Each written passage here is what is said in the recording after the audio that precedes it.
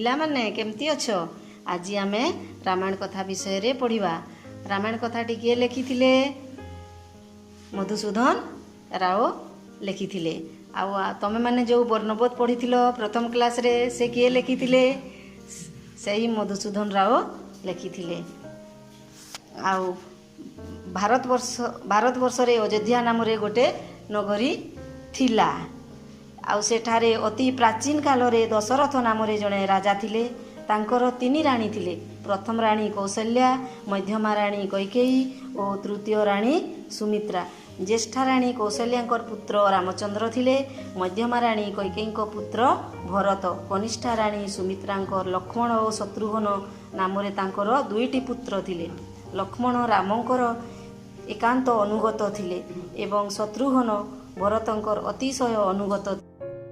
4 ଭାଇଙ୍କ ମଧ୍ୟରେ ଗଭୀର ସ୍ନେହ ଥିଲା ଏବଂ ରାମଙ୍କୁ ସମସ୍ତେ ଅତ୍ୟନ୍ତ ସ୍ନେହ ଓ ଭକ୍ତି କରୁଥିଲେ।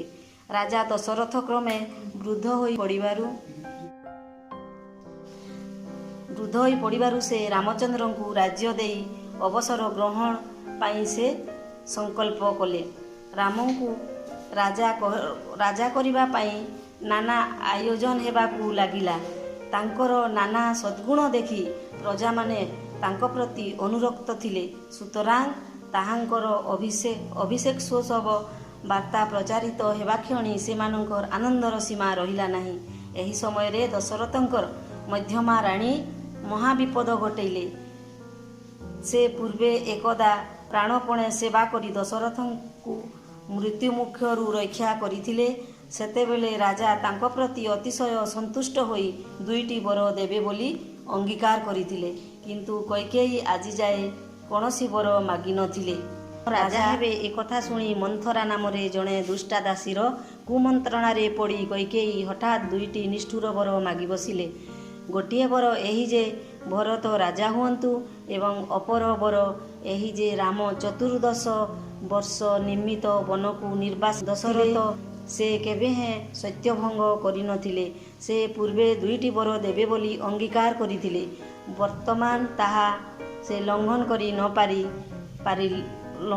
ନ ପାରିଲେ। ସୁତରାଂ ରାମଙ୍କ ବନଗମନ ଯିବାକୁ ହେଲା। ରାଜ୍ୟର ସମସ୍ତ ଲୋକ ଏହି ସମ୍ବାଦରେ ହାହାକାର କରିବାକୁ ଲାଗିଲେ ଏବଂ ଘରେ ଘରେ କ୍ରନ୍ଦନର ରୋଳ ଉଠିଲା। ରାମ ମିଥିଳା ରାଜ୍ୟର ଅଧିପତି ଜନକଙ୍କର କନ୍ୟା ପରମା ସୁନ୍ଦରୀ ସର୍ବଗୁଣାଳଙ୍କୃତା ସୀତାଙ୍କୁ ସେ ବିବାହ କରିଥିଲେ। ରାମ ବନ ଯିବେ ଶୁଣି ସୀତା ଏବଂ ଲକ୍ଷ୍ମଣ ତାହାଙ୍କ ସାଙ୍ଗରେ ଯିବା ପାଇଁ ପ୍ରାର୍ଥନା କଲେ। ସେ ବାରମ୍ବାର ବାରଣ କଲେ ହେଁ ସେମାନେ ତାଙ୍କ ସାଙ୍ଗରେ ବନକୁ ଯିବାକୁ ପ୍ରସ୍ଥାନ କଲେ। ପ୍ରିୟତମ ପୁତ୍ର ରାମଙ୍କର ବନବାସ କଷ୍ଟ କଥା ଭାଲି ଭାଲି ଦଶରଥ ପ୍ରାଣତ୍ୟାଗ କଲେ। ଭରତ ଏ ସମୟରେ ମାତୃଳାଳୟରେ ଥିଲେ। ରାମଙ୍କର ବନବାସ ସମ୍ବାଦ ପାଇଁ ସେ ଅଯୋଧ୍ୟାକୁ ଆସି ଦେଖିଲେ ଯେ ଗଭୀର ଶୋକର ଛାୟା ଅଯୋଧ୍ୟାକୁ ଅନ୍ଧକାରମୟ କରି ରଖିଛି।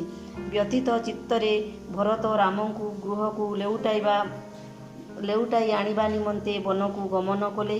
ଚିତ୍ରକୂଟ ପର୍ବତରେ ଉପସ୍ଥିତ ହୋଇ ଭରତ ଦେଖିଲେ ଯେ ରାମ ସେଠାରେ ରାଜବେଶ ତ୍ୟାଗ କରି ଋଷିକୁମାରଙ୍କ ପରି ଦୀନ ଭାବରେ ଜୀବନଯାପନ କରୁଛନ୍ତି।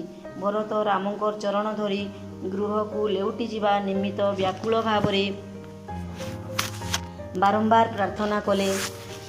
କିନ୍ତୁ ରାମ କୌଣସି ପ୍ରକାର ସମ୍ମତ ନ ହୋଇ ପିତାଙ୍କର ଅଙ୍ଗୀକାର ପାଳନ କରିବା ନିମିତ୍ତ ବନରେ ରହିଲେ ଏବଂ ଭରତକୁ ନାନା ପ୍ରକାର ବୁଝାଇ ଅଯୋଧ୍ୟାକୁ ପଠାଇ ଦେଲେ। ନିର୍ଲୋଭ ନିଃସ୍ୱାର୍ଥ ଭାତୃଭକ୍ତ ଭରତ ଅଯୋଧ୍ୟାକୁ ଫେରିଆସି ରାମଙ୍କର ପାଦୁକାକୁ ସିଂହାସନରେ ସ୍ଥାପନ କରି ରାମଙ୍କର ଦାସପ୍ରାୟ ରାଜକାର୍ଯ୍ୟ ନିର୍ବାହ କରିବାକୁ ଲାଗିଲେ ଏବଂ ରାମଙ୍କ ପରି ରାଜଭୋଗ ପରିତ୍ୟାଗ କରି ବକ୍କଳ ବସନ ପରିଧାନ ଓ ଫଳମୂଳାହାର କରି ଜୀବନଯାପନ କଲେ। ତାହାଙ୍କର ଏହି ପ୍ରକାର ସ୍ୱାର୍ଥତ୍ୟାଗ ବୈରାଗ୍ୟ ଦେଖି ସମସ୍ତେ ବିସ୍ମୟାନ୍ୱିତ ହୋଇ ଧନ୍ୟ ଧନ୍ୟ କହିବାକୁ ଲାଗିଲେ। ତଦନନ୍ତର ରାମଚନ୍ଦ୍ର ପଞ୍ଚବଟୀ ବନକୁ ଗମନ କରି ସେଠାରେ ବାସ କଲେ।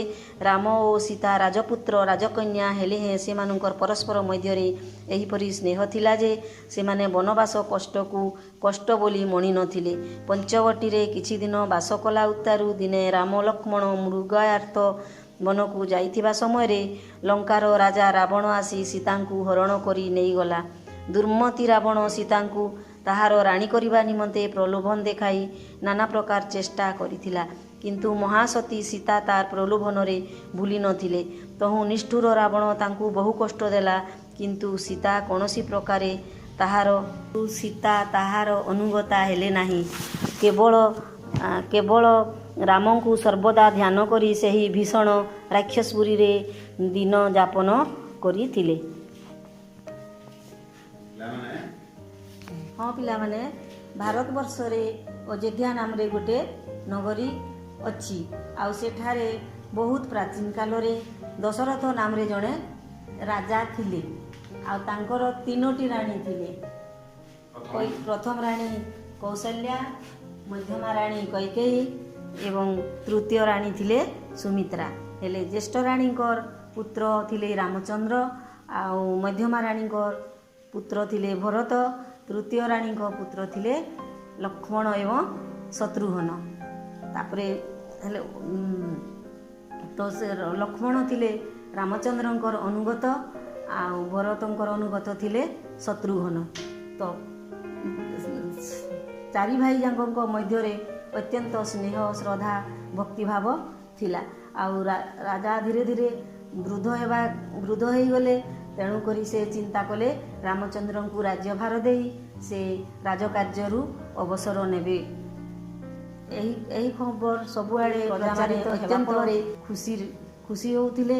ଆଉ ଏହି କଥା ଶୁଣି ମନ୍ଥରା ନାମରେ ତାଙ୍କର ଜଣେ ଦାସୀ ଆସିକି କୈକେୟୀଙ୍କୁ କୁମନ୍ତ୍ରଣା ଦେଲା।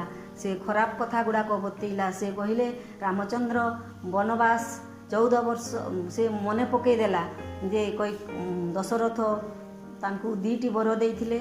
ଆଉ ପ୍ରଥମ ବରଟି ଥିଲା ରାମଚନ୍ଦ୍ର 2ଟି ବର ଦେଇଥିଲେ। ଆଉ ସେଇ 2ଟି ବର ସେ ଠିକ୍ ସେହି ସମୟରେ ରାଜ୍ୟାଭିଷେକ ହେବା କଥା ଶୁଣି ଯାଇକି ସେ 2ଟି ଯାକ ବର ମାଗିଥିଲେ ଦଶରଥଙ୍କୁ। ପ୍ରଥମ ବରଟି ସେ ମାଗିଥିଲେ ରାମଚନ୍ଦ୍ର 14 ବର୍ଷ ବନକୁ ଯାଆନ୍ତୁ ଏବଂ ଭରତ ରାଜ୍ୟ ସିଂହାସନରେ ସେ ବସୁ ଓ ରାଜ୍ୟ ଶାସନ କରୁ। ଏହି କଥା ଶୁଣି ଦଶରଥ ଅତ୍ୟନ୍ତ ଭାଙ୍ଗି ପଡ଼ିଲେ ଏବଂ ତାଙ୍କର ରାମଙ୍କୁ ଭାବି ସେ ମୃତ୍ୟୁବରଣ କଲେ।